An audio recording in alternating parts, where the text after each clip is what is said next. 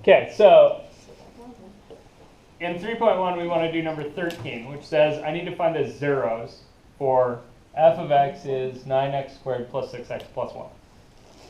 And I suggested to Oven a method that apparently is not in Oven's head. So, damn it. Now I have to put it in there. So the method that I suggested is the AC factor method, and then use the zero product rule. What? Okay, so it's cool. Let's go over it, and I'll show you how to do it. It's not that hard. So what you want to do, the AC factor, right? The idea is I'm going to factor this thing into two things in parentheses multiplied together.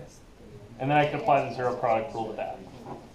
So to AC factor, what you want to look for is two numbers. Multiply to the middle number and add to the last. Oh, so close. So they should multiply to 9. 9, times C, Add to 6. and add to 6. Okay. So what are two numbers that multiply to 9 and add to 6? I've totally done this. I've done this. 3 and 3? Yeah. Okay, so you take the middle thing here, right? So I got 9x squared plus, and now I'm going to break this middle guy into 3x. Yeah, into two parts, which is going to be the two numbers that you found, right? So I found 3 and 3, so I'm going to break 6 into 3x plus 3x. What are the x's coming from? The factor. Yeah, they're coming from the fact that you were trying to replace 6x, right? Mm-hmm. And 6x is 3x and also 3x. That's one. Okay. Then what do you do? Anybody? Cry? No, you break it down into. No. No. You- So you- 9x squared Factor, plus right? 3x, you're going to divide the, so factor by grouping. Yeah, so you take the Yeah. first two things, factor out everything you can, take the first two things and the third and fourth thing as pairs, factor out everything you can. So out of 9x squared plus 3x, what can I factor? 3x. I can get a 3x. What's left? X. 3x plus 1. Yeah.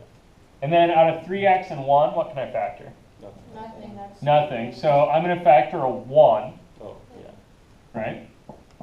And I'm going to be left with 3x plus 1. And those two are the same. So you And then 3x plus 1 appears in both. Oh, So I can factor a 3x plus 1 out. And what are you left with? 3x plus 1. Oh, and I'm a dummy. That was a perfect square trinomial. Should have noticed that at the beginning, but I'm a little rusty on algebra 2. Right? Okay, whatever. same. Yeah. It worked, right? I found that f of x in the end is 3x plus 1 times 3x plus 1. Right, which I could rewrite as 3x plus 1 squared.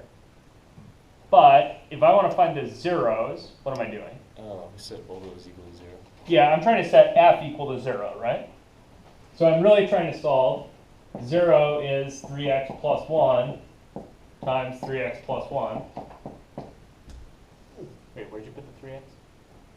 The coefficient of 3x plus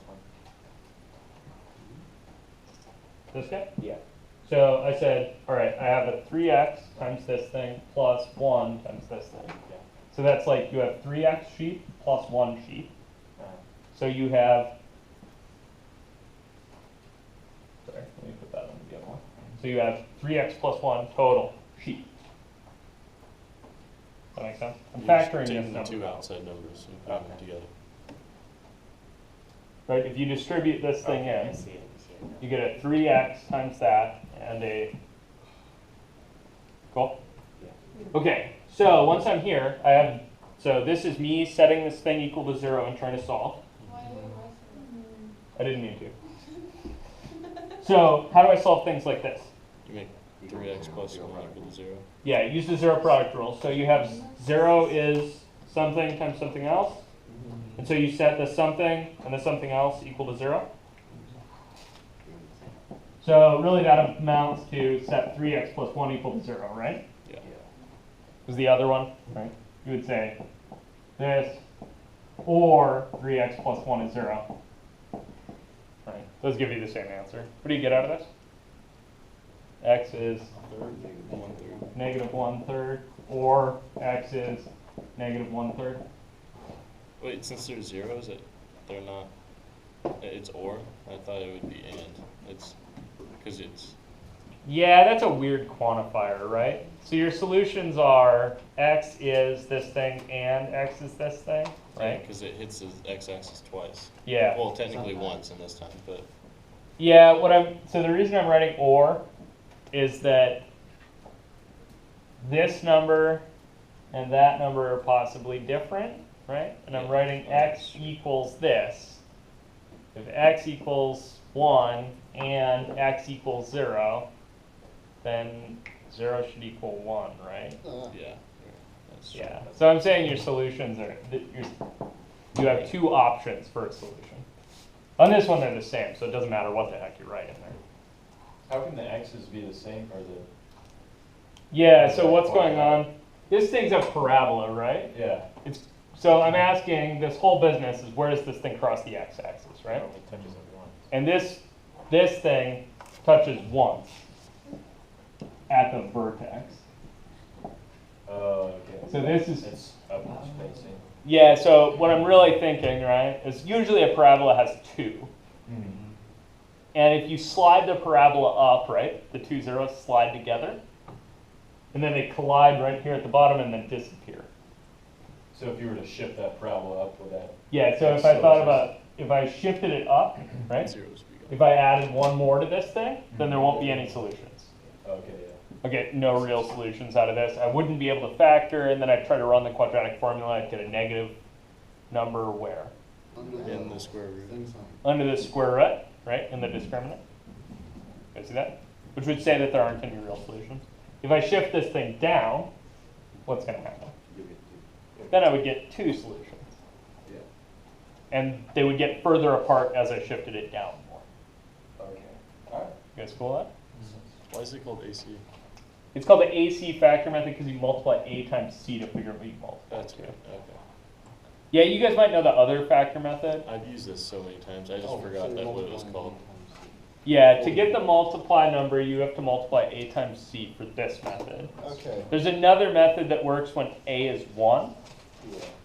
And then you say, okay, the numbers multiply to C and add to B. But that method only works when A is 1. That's right. Cool? It's been a long time. All right. Remember, you could do this other ways. So you could complete the square to solve, or you could run the quadratic formula on this thing. I like you guys to have factor and zero product rule in your skills because it's faster and Yeah, you're less prone to arithmetic mistakes.